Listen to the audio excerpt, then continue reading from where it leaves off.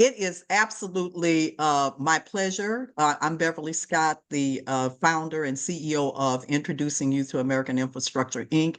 It is absolutely our pleasure during National Transportation Week to, in fact, have this webinar, this national webinar on what is really a very, very major topic for us industry-wide in the public transportation industry.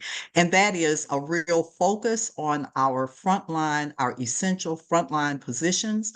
Last year we did some, and I don't think it's a surprise, but it was to many that we have been really suffering a workforce beyond a challenge, a crisis in terms of our frontline positions.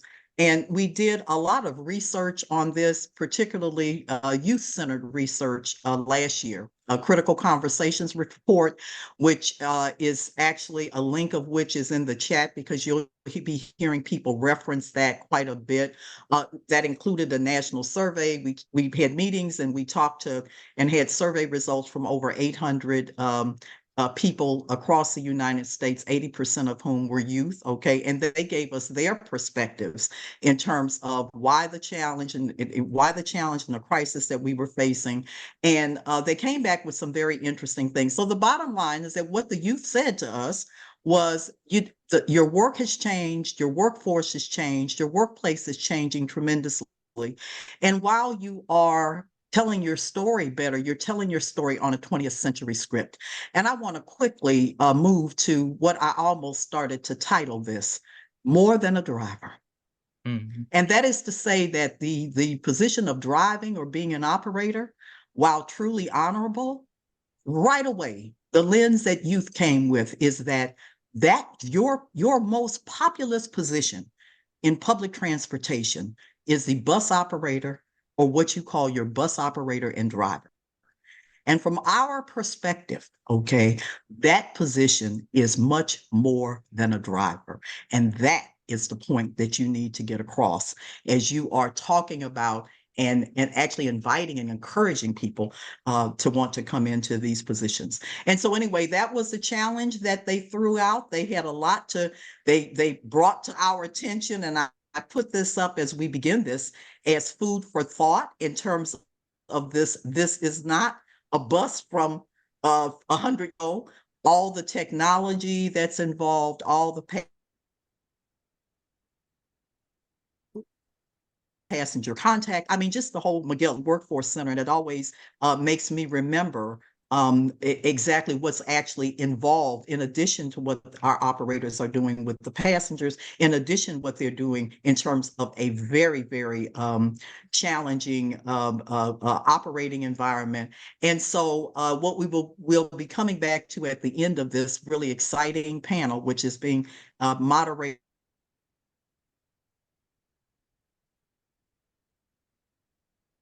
by Dr. Karen Philbrick Institute is at San Jose State University. Absolutely just a recognized expert, tremendously focused in terms of areas of safety, overall operations, equity-centered cybersecurity, and could not think of a better person to lead this distinguished panel today, which has three elements to it: youth voice, the perspective from the C-suite in transit, and also from officials from organized labor, amalgamated transportation, ATU, as well as the Transportation Workforce Center, and the tremendous work that they're doing with Federal Transit Administration and with agencies across the country. So I'm now going to turn it to, we ask you to start this journey with us, to stay with it, and to be a part of it, okay? Because this is, when I started in this industry 45 years ago, it was not unusual that we had general managers and CEOs who came from the rank of having been a bus operator.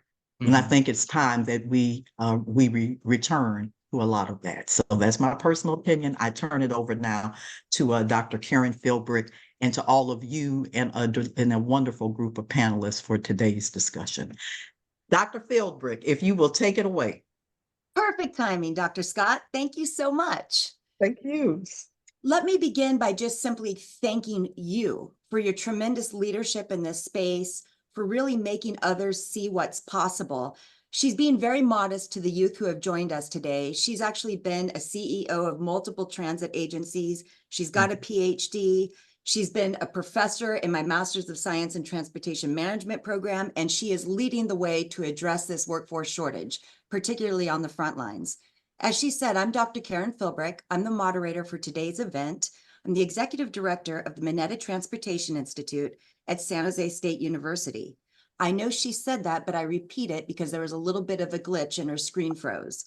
We are a university transportation center focused on improving the mobility of people and goods, and we accomplish that through surface transportation research, workforce development stressed, education, and technology transfer. And I feel incredibly privileged to be invited to take part in this critical discussion. Now, Bev set the stage a little bit by talking about this survey, which, by the way, as an academic, Bev, hats off to you for that tremendous response rate and for being able to capture 80% of the respondents being the youth voice themselves. That's so important. So thank you for that work. The goal of today's session and of all the work that we're doing is to create seamless communications between transit and labor with a focus on reassessing job descriptions and transitioning the voice of youth with a focus on the fact that words matter. So do images. If we want to create the workforce of the future that we so desperately need, we need to be socially modeling the positions that are available and the people who fill those positions. Right. Now, as the moderator, I'm going to take a point of privilege and simply say, by way of background, I'm a psychologist with a double master's PhD in various disciplines, and I've spent every day of my work life in transportation.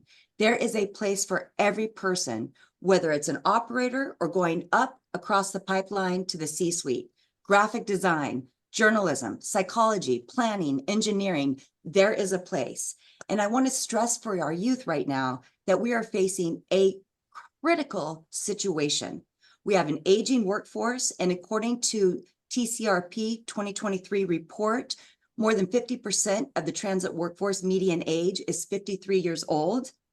Now, companion findings from the American Public Transportation Association revealed that 43% of current operators are 55 or older. So we're reaching retirement age, and we are in competition with every other sector to get people interested in joining our ranks. So let me round out with just two comments. And that is, when you talk about transportation, you're talking about one of the 16 critical infrastructures in our nation that, if harmed, would have a critically and detrimental impact on our nation's safety, security, and economic viability. Now, that's one piece. The second piece is what we do matters. Transportation is the equalizer, and it is the connector. In the absence of mobility, you have absence of opportunity. And transportation touches all of our lives. Even if you live completely off the grid, you're using an active form of transportation by walking or rolling. So we are connecting people to the places they need to be, to those that matter in their life, and overall connectivity is essential for emotional and physical well-being. So let's think about that, and I hope that you are all enthused as we make it through our time together. As Bev said, we're going to be featuring 3 segments. We will start with the voice of youth. We will move on to the transit CEO perspective, and then we will round that out with the worker piece to really look at that congruence and how we can break down barriers and achieve success collaboratively. I will introduce each of the speakers as we are going into their segment. Their bios will be dropped into the chat feature. This is important because they all deserve a rich introduction, but we have limited time together and a really critical conversation to get to. So with that, after our 3 segments, we will ask each of our participants to offer a 1-minute reflection and call to action to all of you. Then we will launch into a moderated question and answer phase for approximately 7 minutes. Then we will open it up to all of you. If you have a question, please drop it into the Q&A feature. Chat is not being monitored for questions, so please be sure to use Q&A. And for your viewing pleasure, a video of this session will be made available at the conclusion of today's event. So, and then I'll turn it back over to Bev for a call to action in the survey. It's going to be a great time. I'm right on time. It's 10:10. Let's move into the youth voice segment. Now we have a leader for each of these segments, and we're featuring 3 speakers, including that leader. We've got, and if you could wave when I introduce you, we've got Isaiah Chauhan. He's with the Introducing Youth to American Infrastructure organization, but he's also an alum of the program, and his official title is Program Coordinator. Now, our youth have taken a very active approach to identifying how they want their segment to run, and they want to take the leadership role in moderating. So I'm going to be quiet. Now, if you go over, I'm going to jump in, Isaiah, and say, time to move on. But this is going to be a good time, and he will be leading Chris Green, who's also an alum of IYAI. That didn't roll off so smoothly. Sorry about that. And a Dr. Juanita Jones Abernathy intern for 2024. Rounding us out is Aida Hilaire. She was from Cardozo Trans STEM, which is an incredible high school I can't wait to learn more about. She's an Academy alum, and I have to say this, she's a sophomore studying psychology at Montgomery College. And reach out to me if you want to talk about psychology, because I love it. So Isaiah, take it away. You've got 15 minutes. Thank you so much, Dr. Philbrick. And, before we proceed, me and the IA alumni intern team, we also just want to thank you as well, specifically, Dr. Philbrick, not only for you being, essentially the moderator for this entire webinar, but for also being the courageous, inspiring leader that you are. You know what I mean? This is the largest praise I can give for anyone in your position. You're the type of person young people want to work for. And I feel like that sentence alone speaks volumes. I can't really go any more in depth into that. I think I'm just gonna leave it off right there. So I just wanted to give your flowers while we're here on the record. But thank you so much, Dr. Philbrick. The IA youth team will be taking over now. Good afternoon, everyone. My name is Isaiah, and I'm here to help lead the youth voice in this conversation. We are humbled to represent the youth voice in this ongoing dialogue. And, we're actually just going to get the ball rolling to essentially get our perspective out about, what is important to young adults today in considering any job/career. And, also to share some ideas we have to attract more interest in the bus operator position, public transit's #1 biggest employee category.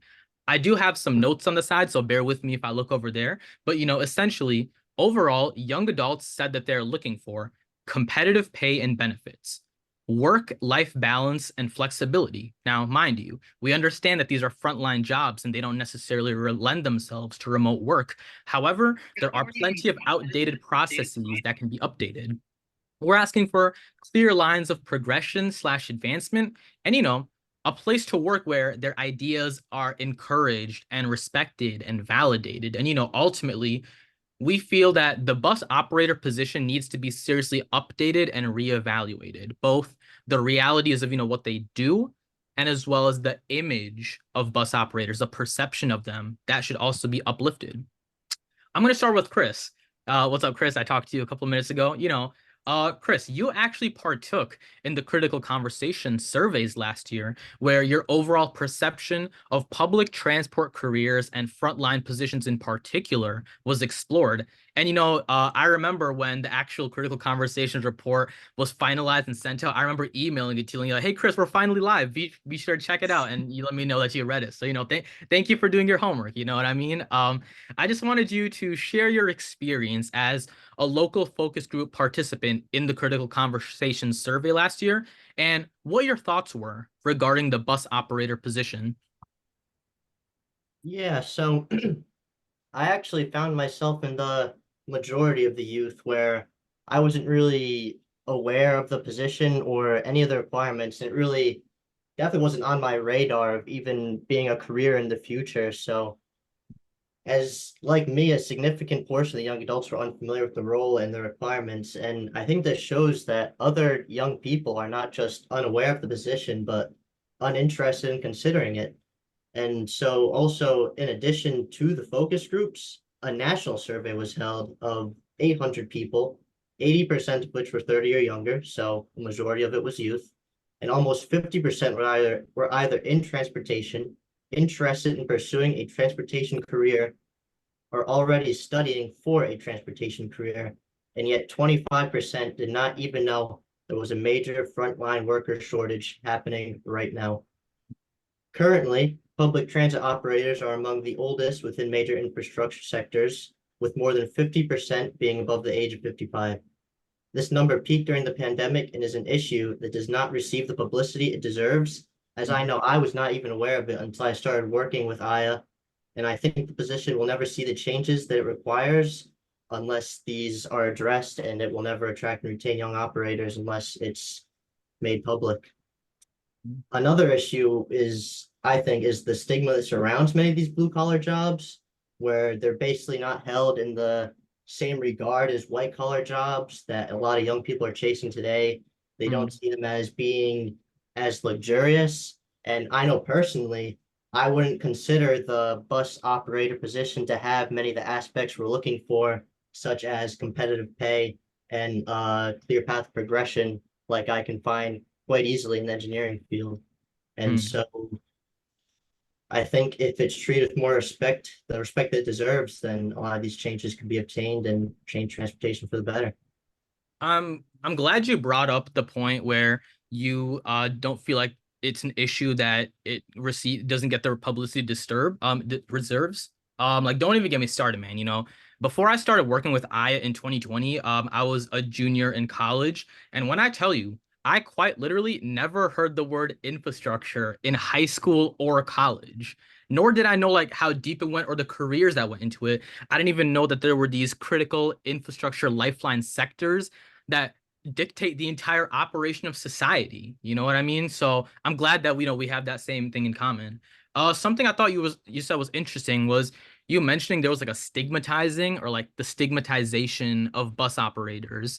Aida, as the youngest of the three here, what are your thoughts on that stigma? Is this something you're familiar with, or is this like the first time you're hearing of it, or what are your thoughts on that?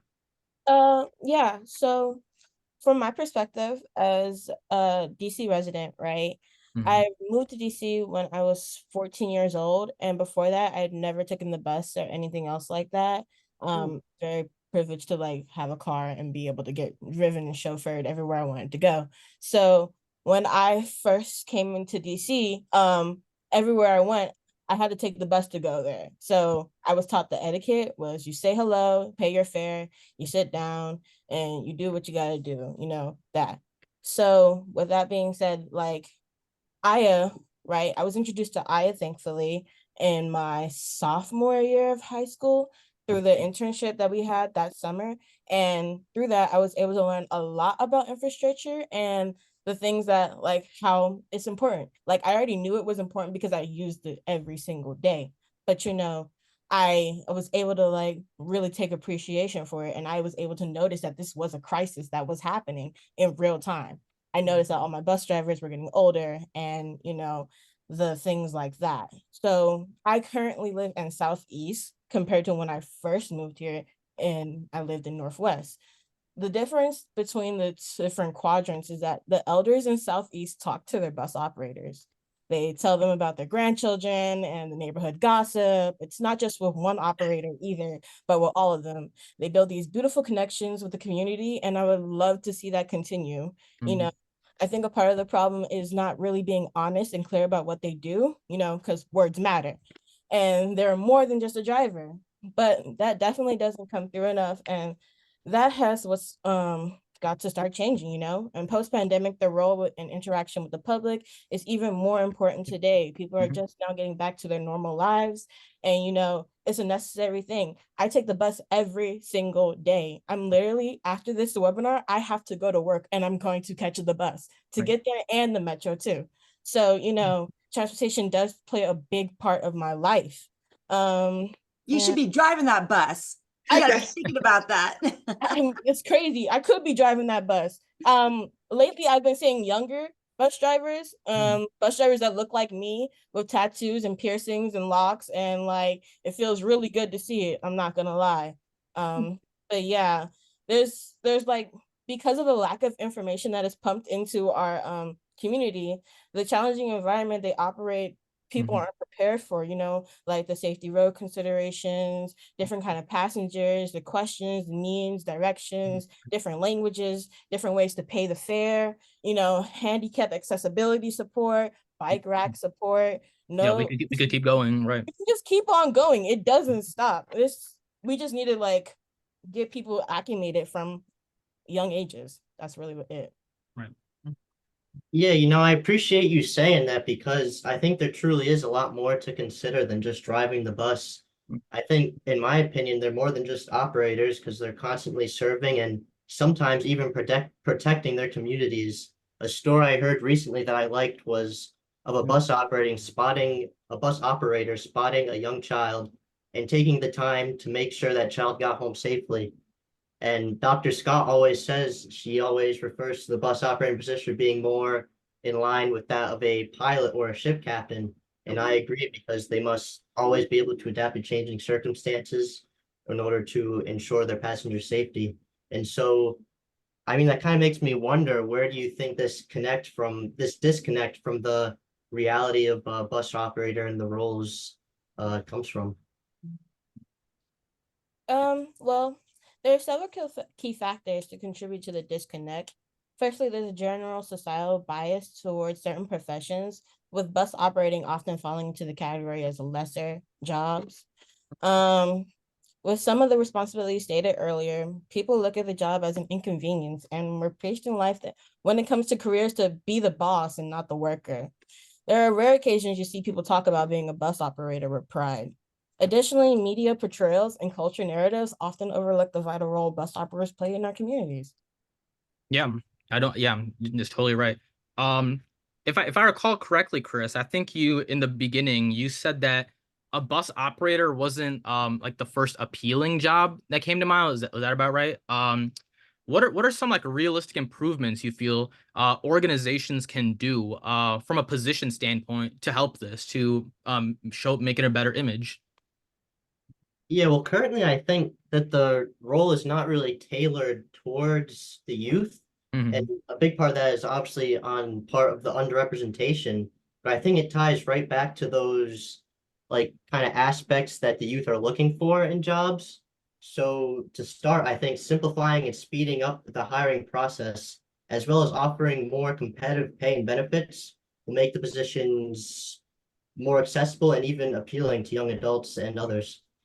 Second, I would say it's important to promote a healthy work-life balance, as it may surprise some people, but the bus operator position is both mentally and physically taxing, as they're stuck in the same position for long hours. And they have to deal with a very wide spectrum of people while remaining cordial and polite, and of course must stay on high alert to maintain a safe environment through it all. And lastly, I would say that we need to take a hard look at how to change the premise of scheduling, pay progression, and other rules which work to the disadvantage of newer employees, as these systems currently implement a hierarchy of seniority opposed to skill and effort, which I think decreases morale and even satisfaction among newer workers. Mm. Um, Okay, yeah, everyone, as you guys can clearly see, Chris was a focus group participant in the Critical Conversations, because, this all falls in line with the findings that Critical Conversations uncovered. In public transport, focus group participants shared a need to, to update and to lift up the image and the overall value of frontline employees. And, that does start with bus operators. Aida, how do you think we can achieve that? How do you think we can achieve the new image being received? Based off of my experience and the knowledge that I've acquired, it Mm. starts with education and awareness, along with being honest about what the job entails, which comes up as often as a major impediment. We need to provide help with the commercial driver's license. Most people can't even afford to get theirs through a driving school, which costs like thousands of dollars, right? We need to highlight bus operators' crucial role in keeping our cities moving and emphasize the skills and dedication required for the job. Moreover, incentives like mentorship programs and career fairs can showcase the opportunities and reward of pursuing a career in public transportation. The closer we are to the youth and the earlier we can expose them, the better. Normalizing is the key to understanding that a job isn't just a job, but it's also something you can take pride of. Correct me if I'm wrong, Isaiah, but I recall you saying earlier that you never learned about infrastructure in high school. Never even heard the word. Never even heard the word. And that's the problem. And that's the problem. It needs to start in kindergarten and beyond high school levels to show the impact that the public transportation industry has from the community building standpoint, from what it offers accessibility wise, and the representation it can show for people of color, women, and members of the queer community and all other communities that have been underrepresented and marginalized. Yeah, I mean, thank you. I'll be totally honest. I cannot really top what you just said, so I'm not even gonna try to Drop add the anything mic. or try to Just- respond. Yeah, like that. Yeah, like clap. Like, I'm actually clapping truly. I Isaiah, know you're we too are. real. Too Yeah, real. like yeah, you snapped. You snapped. We actually our time is running up here, so Chris, if you could drive us home, do you have any final thoughts on what the steps the public transportation sector could and should take moving forward? Well, I think I completely agree with Aida. We have to constantly strive to reach and engage our youth while also addressing the issues and misconceptions that surround these positions in order to promote the value and even the dignity of our frontline employees in order to make the changes that the public transportation industry really needs. So, yeah, I think Like I said, you guys took the words out of my mouth. I'm not even gonna try to add anything onto that. We'll wrap up right there, man. This was before the we wrap Aya up, Youth. Oh, I'm sorry. What was that? I'm sorry. I just wanted to thank Isaiah so much for being a great leader. My God. You're just the cherry on the top that we really need, Isaiah. You're awesome. Keep up the Hey, great. thank you so much. I really appreciate it. And again, like it's like Dr. Scott said, it all starts from the top. You know what I mean? The fact that us as youth even have the opportunity to have this platform to even be on the same virtual table alongside all these industry professionals is a privilege. Like I'll just say, I am very privileged to be here, and I do not take these opportunities for granted. And alongside the work that you mentors all give to us, as Aya Youth, I can speak on behalf of us when I confidently say we will thrive to do our best to fulfill the roles needed for the future. We really do thank the whole Aya team, tech team, all the panelists, hosts, everyone who allowed us to even have a space here. We're going to be passing it over to Dr. Philbrick. Thank you so much. Wow. Let me just say that. Isaiah, you have that pent up energy that I do. You and I are swayers. But I have to say, and please forgive me, Bev, because I can't help myself. I lead a Master's of Science in Transportation Management program. And while this is focused on the frontline worker, if any of you three who have so richly impressed me want to pursue higher education, I know a person in a position of power that can help get you a scholarship that will pay for 75% of your master's degree. That's an honest, authentic, and on video offer. So I am so inspired. I feel like, oh, Rashida, I'm sorry. This is just incredible. The fact that you all very clearly wrote a script, got together, talked about the run of show, and were able to lead a cogent discussion with key takeaways and calls to action is deeply impressive. And in fact, I've been jotting notes down, and I'll be coming back at the end of our time to touch on some of these pieces. But Chris, you talked about the stigma, and I think that's a very, very important point that we need to dig into. We heard about the power of education and awareness in changing the perception of the frontline operator positions. Aida, one of the comments you made that really caused me to swoon a little bit was really talking about humanizing the role of the operator and making those connections, talking about grandchildren with people, talking about challenges and opportunities and creating that fabric of a life that is so meaningful. And then Isaiah, you had so many excellent points. So we'll be circling back, but I'd like you three to be considering the 1 minute of closing advice that you'll be offering in about a half an hour or so. So big round of virtual applause. That was so impressive. I have goosebumps. Nicely done, everybody. Thank you. And now we're going to turn to our transit CEO voice.